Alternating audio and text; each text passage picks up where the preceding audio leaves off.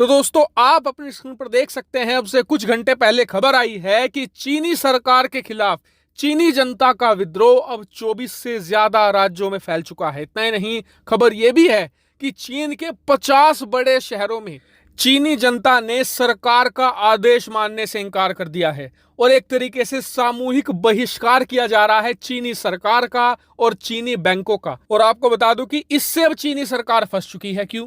क्योंकि पहले तो वो लोग विरोध कर रहे थे चीनी सरकार का जिनका पैसा फंसा हुआ था बैंकों में, जिन्होंने सारी उम्र एक एक रुपया जोड़कर बैंकों में जमा करवाया था। बैंक उन्हें पैसा वापस नहीं दे रहा था। क्यों? क्योंकि बैंकों के पास पैसा ही नहीं है।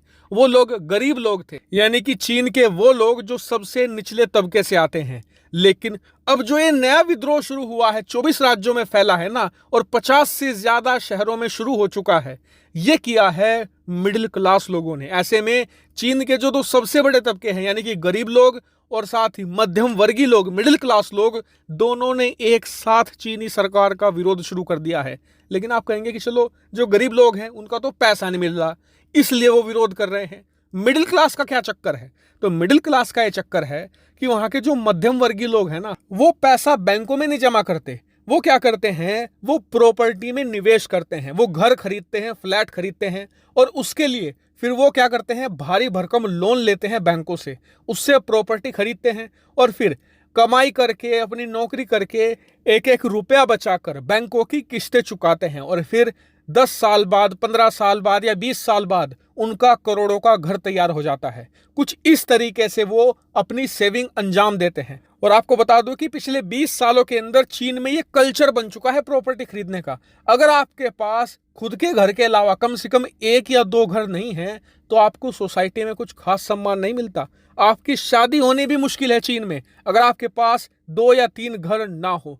ऐसे में ये एक बहुत ही बड़ा व्यापार है और चीन के करीबन 76% मिडिल क्लास लोग ये काम करते हैं। लेकिन अब हुआ क्या है कि चीन के अंदर पिछले 1 से लेकर 1.5 साल के अंदर प्रॉपर्टी के दाम कम होते होते अब 50% से कम आ चुके हैं। मान लीजिए अगर कोई प्रॉपर्टी पहले 10 लाख की हुआ करती थी, अब वो 3-4 लाख रुपए की आ चुकी है। और इसीलिए चीन की जनता होम लोन चुकाने से इनकार कर रही है, क्योंकि उनका मानना यह है कि हमने लोन लिया था एक घर के लिए जिसकी कीमत पहले 10 लाख थी, अब वही घर 3-4 लाख का हो चुका है। तो हम 3-4 लाख के घर के लिए 10 लाख की किस्तें क्यों चुकाए? जब हमें 10 लाख रुपए में 2-3 घर मिल रहे हैं तो हम 10 लाख की भारी भरकम किस्तों में एक घर क्यों लें? और इसीलिए इस समय पूरे चीन के अंदर लोन बहिष्कार शुरू हो चुका है, जो पिछले 2-3 दिनों के अंदर ही 24 से ज्यादा राज्यों में फैल चुका है। 50 से ज्यादा शहरों में, जो बड़े शहर हैं, वहां पर तो लोगों ने साफ मना कर दिया है कि हम एक चवन्नी भी बैंक की नहीं लौटाने वाले।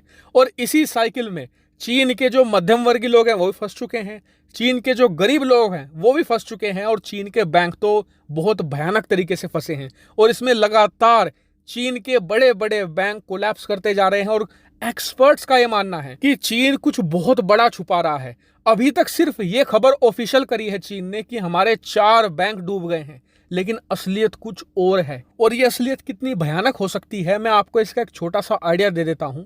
आप सभी लोग जानते हैं कि चीन में अगर 100 घटनाएं होती हैं तो उनमें से 90 को छुपा दिया जाता है, सिर्फ 10 दिखाई जाती हैं जो बुरी घटनाएं होती हैं। आपको बता दूं कि चीनी सरकार ने खुद कहा है कि करीबन 1 करोड़ 30 लाख से ज्यादा जो लोग हैं वो होम लोन की किस्तें नहीं चुका रहे हैं। स्क्रीन पर आप देख सकते हैं, ये ऑफिशियल खबर है। अब आप खुद सोचिए, जब चीन खुद कह रहा है कि 1 करोड़ 30 लाख लोग किस्तें नहीं चुका रहे हैं, तो असलियत में ये आंकड़ा कितना ज्यादा बड़ा हो सकता है। और जल्दी ही अगर चीन की तरफ से कोई चमत्कारिक फैसला नहीं लिया जाता है तो ये बात निश्चित है कि चीन का पूरा हाउसिंग मार्केट, पूरा का पूरा बैंकिंग सिस्टम कोलैप्स कर जाएगा। और अगर ये 2 पिलर्स डूब गए चीनी अर्थव्यवस्था के, तो पूरी की पूरी चीनी अर्थव्यवस्था ढह जाएगी, इस बात में कोई शक नहीं है। वही मैं आपसे कहूंगा कि आप लोग चैनल को सब्सक्राइब कर लेना। क्यों? क्योंकि इंडिकेशन ऐसे मिल रहे हैं कि आने वाले 2 हफ्तों में चीन से एक बहुत बड़ी खबर आ सकती है। जैसे ही वो खबर आएगी मैं तुरंत आपको वीडियो बनाकर सूचित कर दूंगा, इसीलिए आप चैनल को सब्सक्राइब कर लेना। फिलहाल इस वीडियो में इतना ही। Thank you very much for watching video.